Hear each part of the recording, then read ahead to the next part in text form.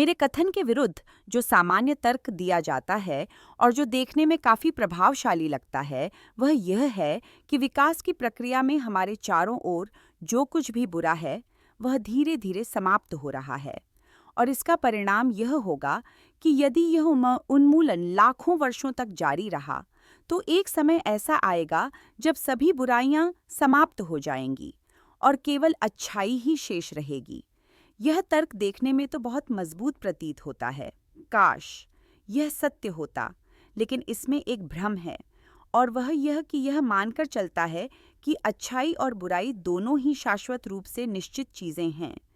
यह मान लेता है कि बुराई की एक निश्चित मात्रा है जिसे 100 से प्रदर्शित किया जा सकता है, और इसी प्रकार अच्छाई की भी एक निश्चित मात्रा है, और यह बुराई प्रतिदिन कम हो रही है, जिससे केवल अच्छाई ही शेष रह जाएगी।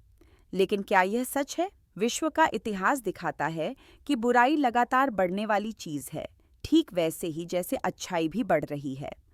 सबसे निम्न स्तर के मनुष्य को लीजिए, वह जंगल में रहता है। उसका आनंद लेने का स्तर बहुत कम है और उसकी पीड़ा सहने की शक्ति भी उतनी ही सीमित है। उसका दुख पूरी तरह से इंद्रिय स्तर पर होता है।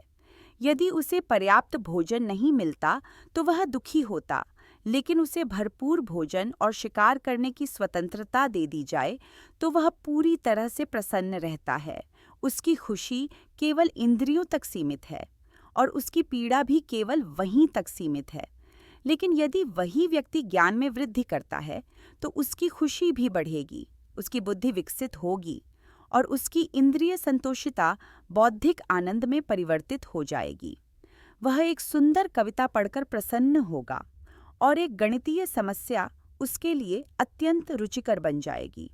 लेकिन इसके साथ ही उसकी आंतरिक संवेदनाएं मानसिक पीड़ा के प्रति अधिक संवेदनशील हो जाएंगी, जिसकी कल्पना एक जंगली मनुष्य कभी नहीं कर सकता।